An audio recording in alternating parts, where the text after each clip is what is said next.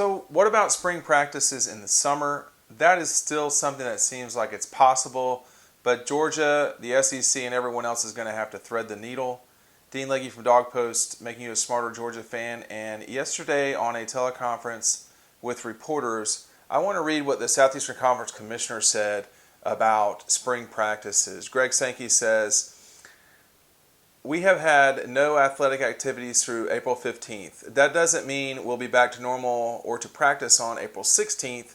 It was just a date that allows administrators to communicate with our coaches and our coaches with their student athletes.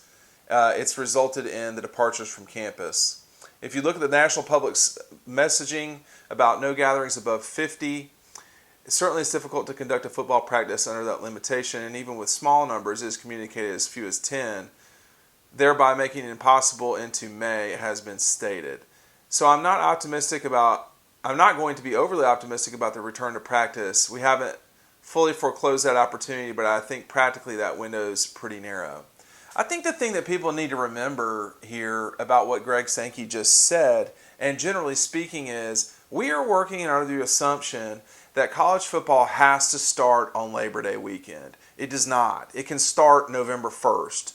Just because the calendar has always been a particular way doesn't mean it can't change in this instance. We totally can move the schedule and we have plenty of runway here, as they call it, to get this college football season in. I think the important thing to do is to continue doing what most Americans are doing, and if you're not doing this, shame on you, which is wash your hands, social distancing, having common sense about all of these things will help us have a college football season perhaps on time. I also think that it's possible that you could see spring practice take place from June 15th to June 30th, or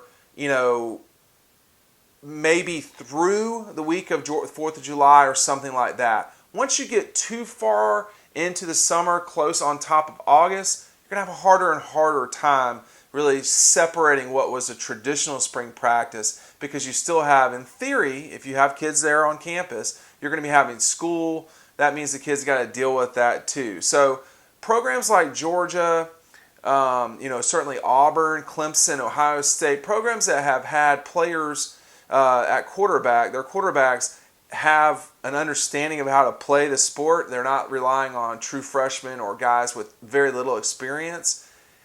Those programs will have the highest, they'll be least bothered by this delay or this disruption. I can report to you that there are no players at Georgia in terms of being in Butts-Mehre. So they are not in Georgia's football facility. They are not working out. They are not doing that, period. Yesterday there was a report that there was an athletic staff member a male who has gotten coronavirus and is dealing with that in Athens. And now, in Georgia, you've gone from 1 death in the state to 10.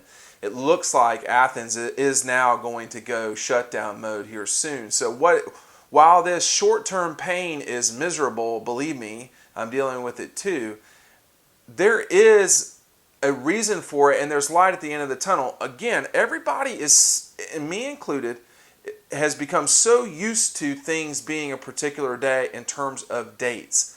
But there's no reason you couldn't back up the college football season by a month. Have the conference championship games on New Year's, play the national championship game going into the Super Bowl. There's a million things. So there's also,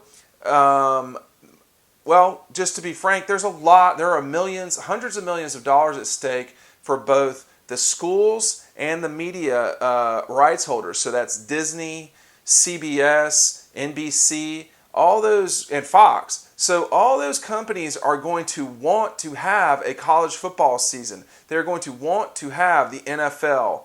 The NBA is going to have to figure themselves out. That's going to be tricky. But if we basically are only pressing pause, everyone's going to get their football by the end of the year. The notion, and this is my opinion here speaking, all of this is my opinion, the notion that we're going to return school children to school this academic year, I think that ship has sailed. And I just do not see that happening.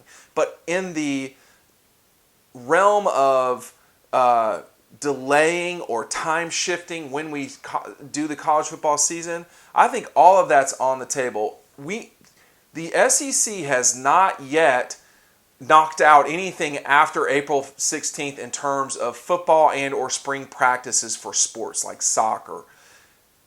They know they're not going to be practicing April 16th. But with that said, they're not so eager to throw the white towel in on this thing. And for that, I think folks need to see forward and know that science is working as hard on this as possible to get ways to defend ourselves against it. Number one thing, wash your hands, and then social distancing and common sense. But we will have a college football season. Just the question is when and how delayed will it be? Dean Legge for Dog Post. I've got right here, I want you to listen to what we've got to say about Jamie Newman, Georgia's presumed starting quarterback. We'll see how that goes when the spring comes around. But stick with us on Dog Post and check out that video.